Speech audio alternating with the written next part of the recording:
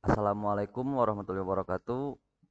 Dalam video ini, kali ini saya akan mencoba membagikan atau men-share salah satu materi di dalam otomotif, yaitu sistem air conditioning atau istilahnya kita sistem AC dalam pemeliharaan kelistrikan kendaraan ringan. Dalam video kali ini, kita akan mempelajari beberapa indikator pencapaian kompetensi. Dalam video ini kita akan mempelajari mengenai dua saja, yaitu mengidentifikasi prinsip kerja sistem AC dan mengidentifikasi refrigeran. Ya. Mungkin kalian telah sering mendengar yang namanya AC, ya, baik istilahnya air conditioning. Apa yang ada dalam pikiran kalian saat mendengar kata AC? Ya. Nah, mungkin kalian mendengar bahwa AC itu untuk mendinginkan, AC itu untuk membuat sejuk. Banyak definisi-definisi mengenai tentang sistem AC. Kita harus mengenal dulu yang namanya sistem AC. Marilah kita mulai. Nah, ini adalah video tentang perkembangan sistem AC. Nah, ini sebelum adanya AC itu ada ventilator, ya, dari udara luar masuk ke dalam. Nah, ini dengan cara dibuka, jadi udara dari luar masuk supaya kita tidak gerah, ya.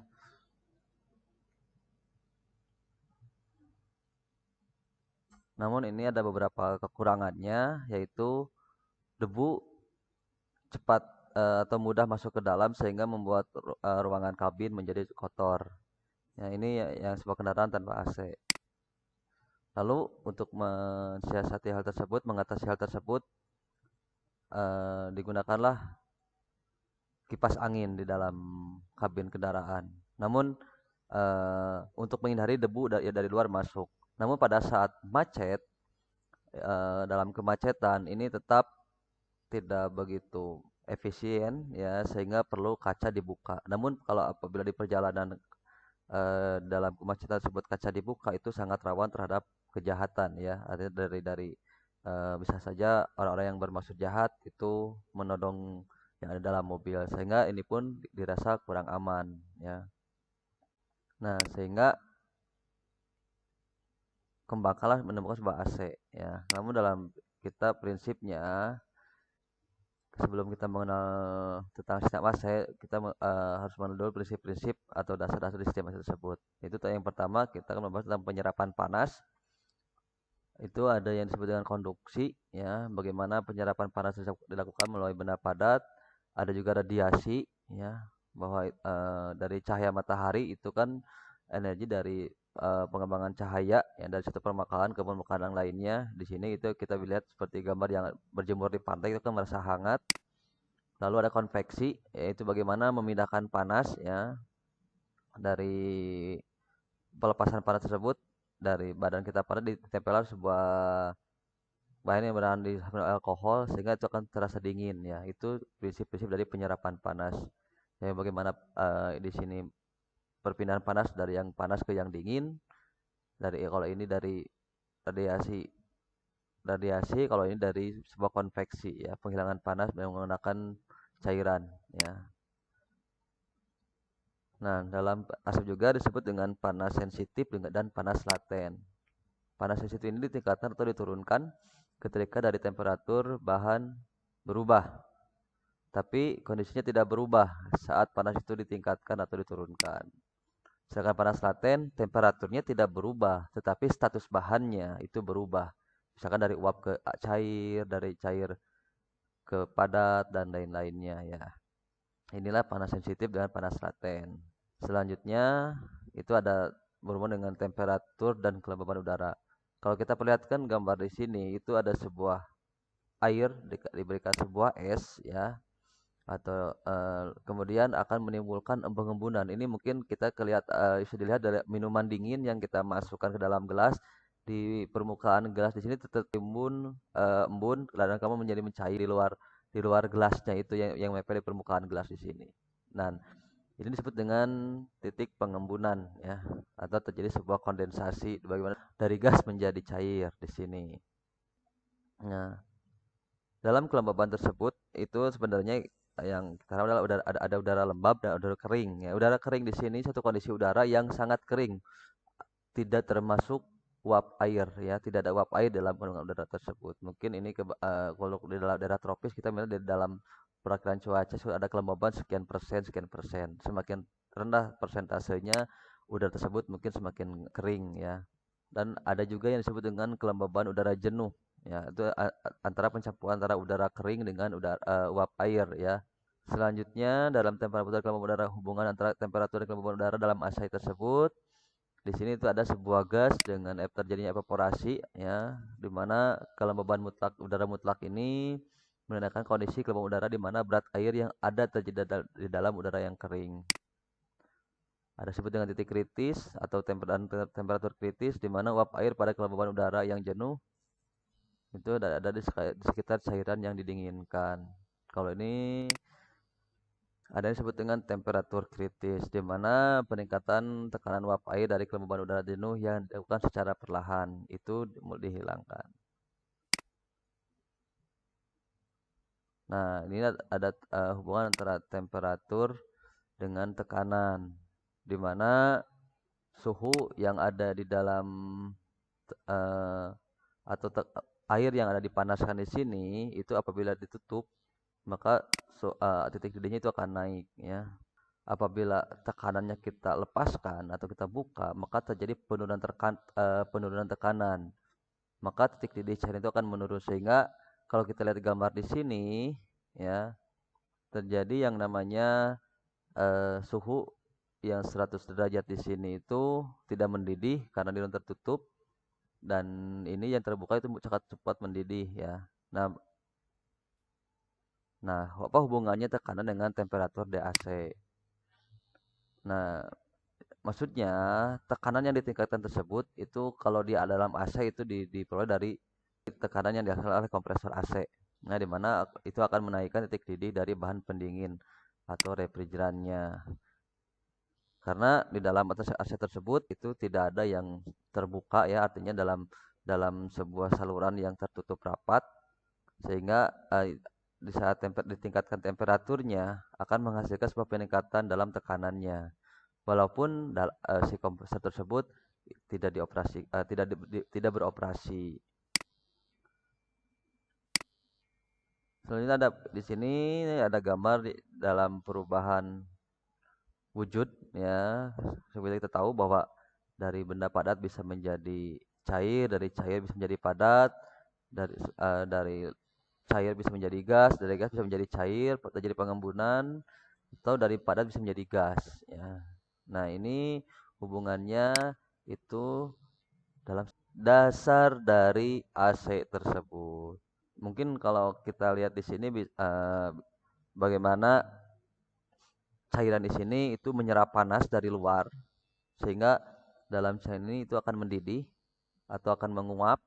Nah, uap di sini itu akan masuk dalam di atas ini, tapi kalau didinginkan sehingga terjadi kondensasi, sehingga dari gas dari uap air ini akan kembali menjadi cair. Bukan air dari keran ini, tapi dari uap air yang biru muda ini itu akan menjadi cair, lalu akan menetes kembali ke bawah. Dan ini sirkulasinya terjadi dalam sistem AC. Ataupun dalam kehidupan sehari-hari apabila kita berjalan di atas kolam ya atau empang yang luas, maka meskipun terik matahari ada angin sepoi-sepoi itu akan terasa dingin. Itulah yang dasar dari sistem AC tersebut ya. Bagaimana kelembaban udaranya, tekanannya, dan lain-lain membutuhkan waktu yang sangat lama, apalagi dengan sirkulasi seperti ini juga akan membutuhkan lama. Bagaimana kapan menguapnya, bagaimana penyerapan panasnya, efisiensi tidaknya, dan di AC tersebut itu bagaimana harus cepat bisa melepaskan panas dan harus cepat juga terjadinya kondensasi, sehingga dibuatlah sebuah sistem ya, di bagaimana bisa kita lihat di sini itu ada refrigeran ya, anggap sirkulasinya seperti ini, itu terjadi penyerapan panas ya, Dari yang berbentuk gas ini itu akan terjadi yang namanya evaporasi, penguapan ya, lalu sambil menyerapkan panas lalu dialirkan oleh kompresor, dan dari refrigeran yang menyerap panas ini itu akan dimanfaatkan dan kemudian di sini menjadi hangat, dan kemudian karena dimanfaatkan oleh kompresor akan menjadi panas, jadi semakin berkumpul panasnya dan dilepaskanlah panas tersebut, kemudian menjadi cair, terjadi pengembunan, terjadi kondensasi, lalu didorong oleh aliran kompresor ini, maka akan di sini atau dalam ekspansi papi di sini itu akan dikabutkan menjadi gas, kembali menjadi gas, dan itulah sirkulasi AC di sini. Jadi bagaimana proses ini tuh dipaksakan dengan kompresor supaya menghasilkan dengan di waktu yang singkat bisa mendinginkan. Makanya pada saat kita menghidupkan AC itu langsung merasa adem ya.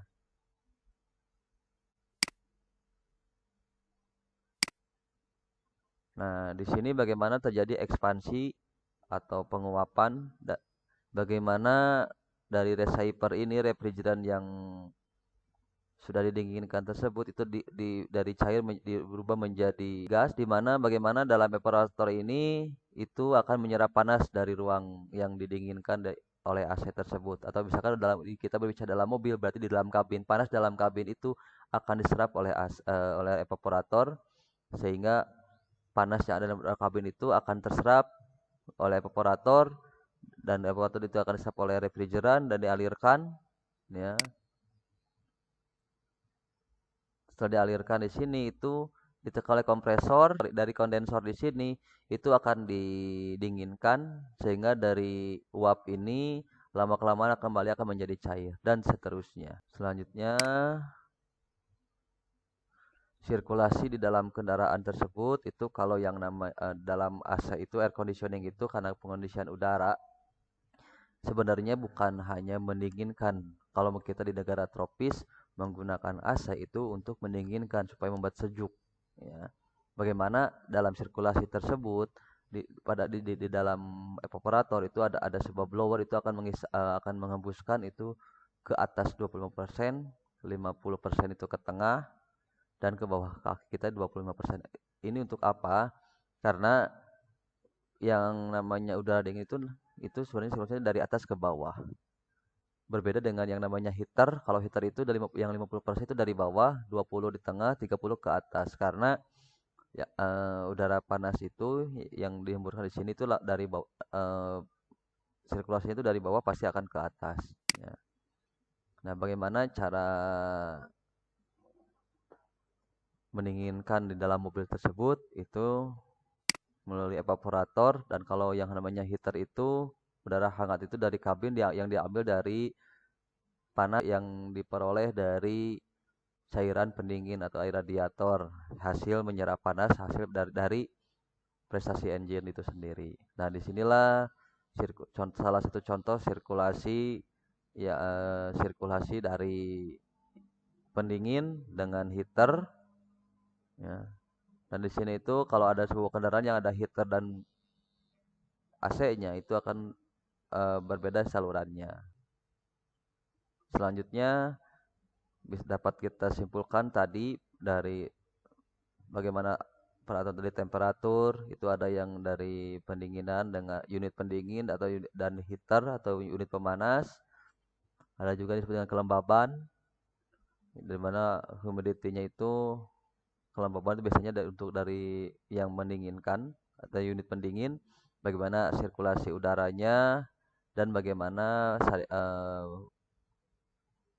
saringan dari penjari udara tersebut ya. Dari empat ini itu akan menghasilkan yang disebut dengan AC, air conditioning itu. Jadi pengondisian udara di sini itu terjadi dari empat tahap ini ya, dari temperatur, kelembaban, sirkulasi, dan penyaringan atau filter udara tersebut ya.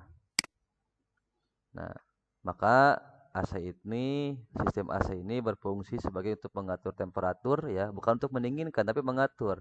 Jadi kalau misalnya kita sedang di temperatur 20 derajat, maka ruangan kabin tersebut akan diatur di 20 derajat.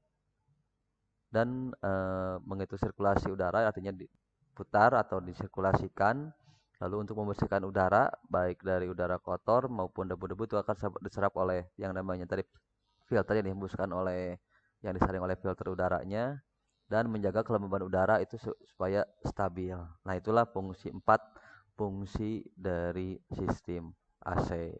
Ya, selanjutnya di dalam kendaraan itu terjadi beban panasnya dari mana? Kok bisa didinginkan? Karena dalam kendaraan di sini itu ada tiga beban panas pada kendaraan. Di samping pertama itu dari kita sendiri sebagai penumpang yang menghasilkan panas dari panas udara matahari, ya, dan panas yang dihasilkan dari kerja engine dan saluran buangnya atau knalpotnya. Ya, jadi beban panas pada kendaraan itu ada tiga ya. Nah, sekarang kita akan membahas tentang refrigerasi ya. Sebelum kita membahas jenis-jenis refrigeran dan lain-lain, apa dulu yang disebut dengan refrigeran. Refrigeran ini suatu fluida yang dapat merambatkan panas, baik itu menyerap panas dan menguapkan pada temperatur dan tekanan rendah, serta melepaskan panas dengan jalan mengembunkannya pada temperatur dan tekanan yang tinggi. Sehingga refrigeran yang ada pada sistem AC, refrigeration circle ini mudah mengalami perubahan fase dari cair menjadi gas maupun sebaliknya. Nah, refrigerasi ini terdapat memperoleh beberapa prinsip pendinginan. Caranya itu dengan mengabutkan panas. Cara ini membuat bahan cair pendingin mudah dikabutkan. Maka ketika akan melakukan proses pendinginan, ia akan menarik dan melepaskan panas dari bahan itu sendiri. Contoh sistem ini itu dari vapor compression refrigerator, suction refrigerator, nitrogen refrigerator. Lalu ada juga prinsip yang pendinginan dengan menghilangkan panas. Nah, ini salah satu caranya dengan menghisap panas pada es yang dicairkan. Kemudian pendinginan dengan mensublimasi panas. Cara ini digunakan pada es kering ya, di mana es kering akan menghisap panas dari udara sekitar sehingga membuat es kering itu menjadi gas ya. Kemudian pendinginan dengan memanfaatkan bahan pendingin atau refrigerasi tadi. Nah, jika uap cair bahan pendingin ini ditekan yaitu oleh kompresor lalu disemburkan dan dikeluarkan pada ruang bertekanan rendah pada evaporator contohnya pada evaporator, temperaturnya akan menurun sehingga akan membuat panas yang ada di sekitar atau dalam contohnya dalam mobil itu akan menurun. Itulah yang prinsip dari pendinginan. Nah, refrigeran atau bahan refrigerasi ini mempunyai beberapa sifat ya. Yang pertama, tahan terhadap evaporasi yang positif, yaitu maksudnya harus mempunyai temperatur penguapan pada tekanan yang lebih besar dari tekanan atmosfer, sehingga dapat menghindarkan dari kemungkinan terjadinya kevakuman pada evaporator dan memudahkan pendeteksian bila terjadi kebocoran refrigerasi dari sistem AC tersebut. Yang kedua, titik didihnya rendah. Ini jika menggunakan bahan pendingin yang terlalu tinggi titik didihnya, tekanan hisapan kompresor akan sangat rendah. Kemungkinan bahan yang dialirkan tercampur gas yang tidak dipadatkan dan bahan pendingin ini akan bocor jika perbedaan tekanan terjadi terlalu besar.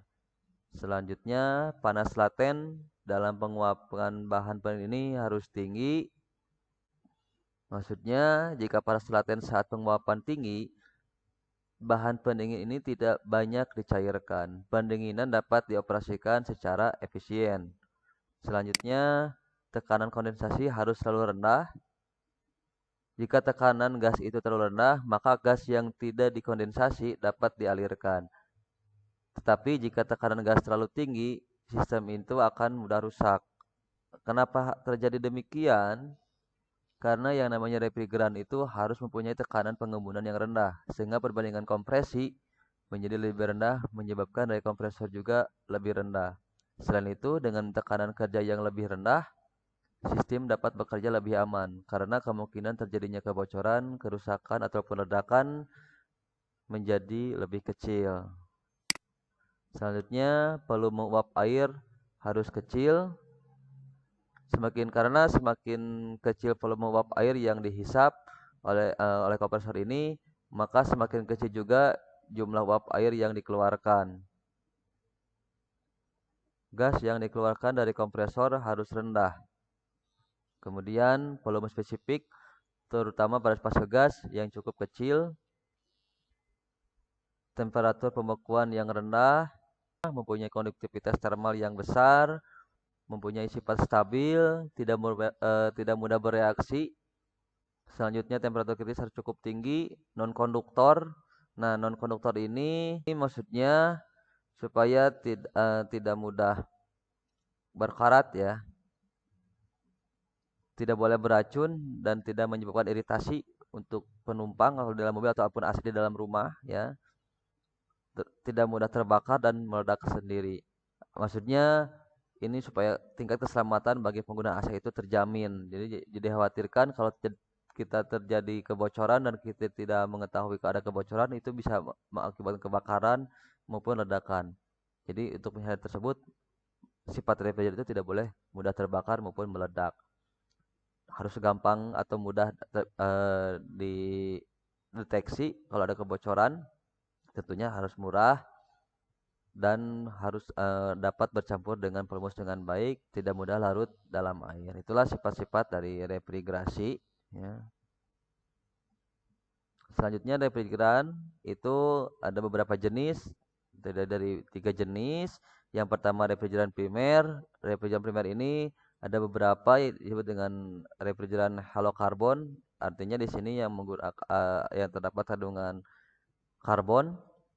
Ada yang disebut dengan refrigeran hydrocarbon compounds, refrigeran inorganic compound, azeotrope, refrigeran nitrogen compound, ya. Ini untuk jenis refrigeran primer. Ada juga yang disebut dengan refrigeran sekunder. Refrigeran sekunder terdiri dari pada 3 jenis. Yang pertama larutan garam, ada juga larutan anti beku, dan air. Nah, dan yang terakhir itu refrigerasi 2 substansi, ada disebut dengan air amoniak, alkohol, dan selanjutnya kita akan membahas tentang refrigeran halokarbon, di mana salah satu contoh dari jenis refrigeran halokarbon ini kita istilahnya dari R11, R12, R22 yang lebih familiar di telinga. Ada juga yang disebut dengan R40 dan R113, R114. Cuma kita ambil contoh saja dari 5 ini itu refrigeran yang mengandung dari perumusnya dari adalah fluorine, ada Cl klorin dan karbon tentunya ya. Nah, selanjutnya kita akan coba mengupas perbandingan antara R12 dengan R22 dari titik didih, titik penguapan, tekan kondensasi dan lain-lain. Itu kita ada sedikit perbedaan ya, meskipun sama. Dari perkembangan R12 ini ada perkembangan kemudian dikembangkan ke R22 yang lebih familiar di masyarakat, namun penggunaan ini itu sudah dilarang. Untuk jenis refrigeran ini bisa dikatakan refrigeran kelas 1 ya. Artinya refrigeran yang dapat memberikan efek pendinginan dengan menyerap panas laten dari substansi yang didinginkan.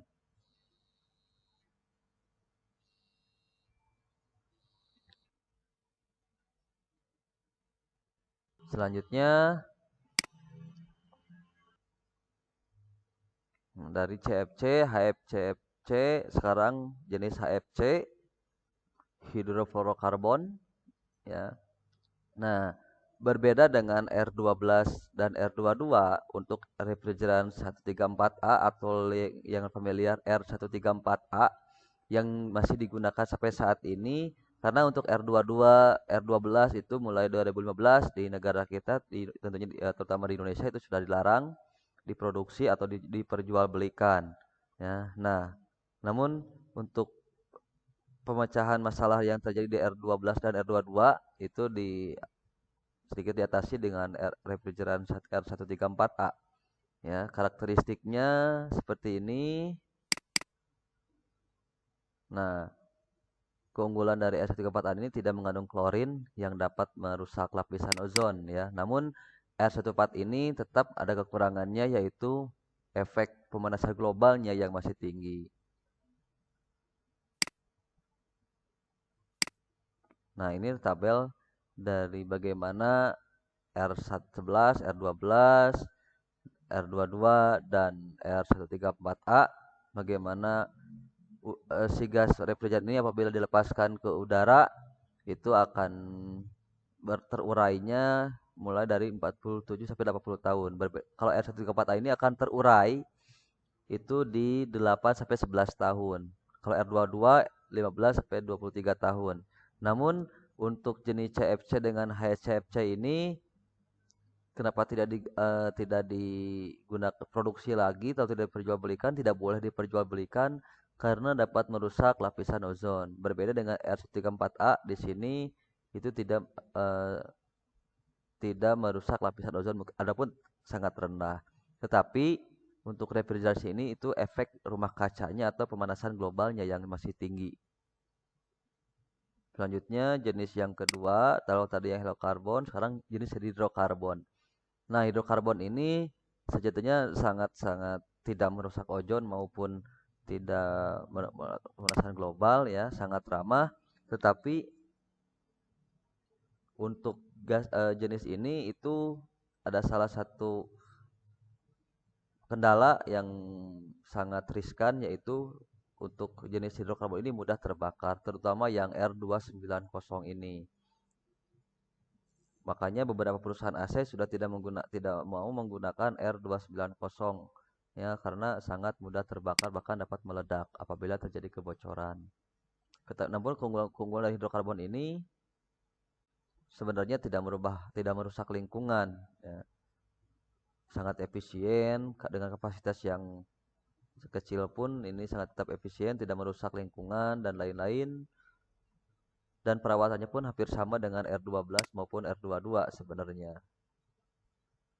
Tapi ya itu tadi, karena mudah terbakar sangat berbahaya ya apabila terjadi kebocoran, makanya di sini tidak digunakan. Maka kembali lagi ke R134A sebenarnya yang familiar digunakan di kendaraan yang AC mobil sekarang.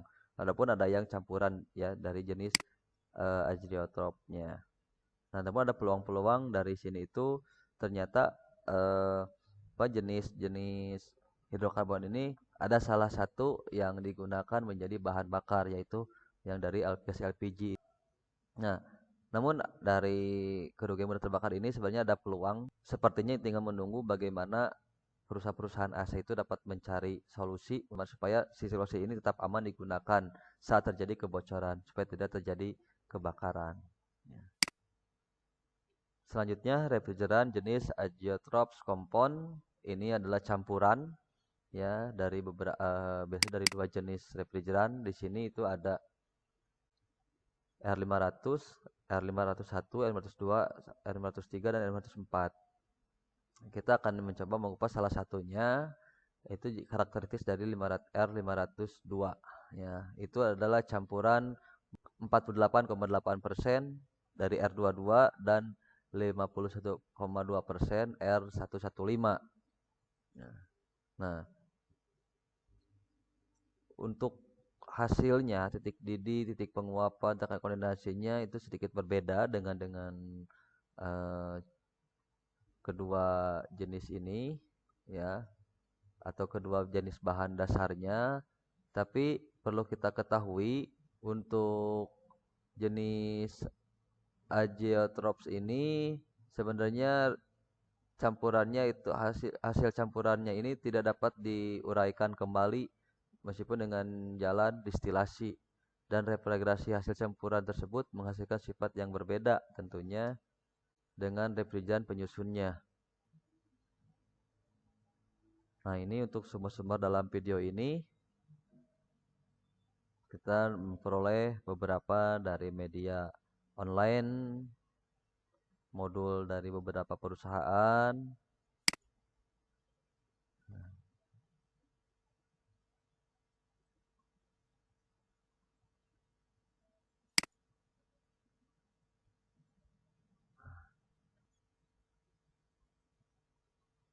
Ini kalau kita melihat tadi pertanyaan yang di awal, apa yang ada dalam pikiran kita saat saat mendengarkan kata AC. Ini kalau kita mendengar kata AC, air conditioning dari nanya pun pengondisian udara, artinya mengondisikan udara tersebut baik itu temperaturnya, kelembabannya, sirkulasinya dan penjernihan atau penyaringan udara tersebut ya. Jelas bahwa AC ini mengondisikan udara, bukan hanya mendinginkan. Karena untuk sistem AC itu ada yang pendingin, ada yang pemanas. Tapi dua nama itu kalau di negara kita atau kita belajar mengenalnya itu AC itu pendingin. Padahal dalam AC itu air conditioning itu ada yang disebut dengan pendingin, ada yang disebut dengan heater atau pemanas. Terima kasih setelah menyaksikan video ini. Untuk komponen AC saya akan coba untuk di-share di video berikutnya. Terima kasih. Wassalamualaikum warahmatullahi wabarakatuh.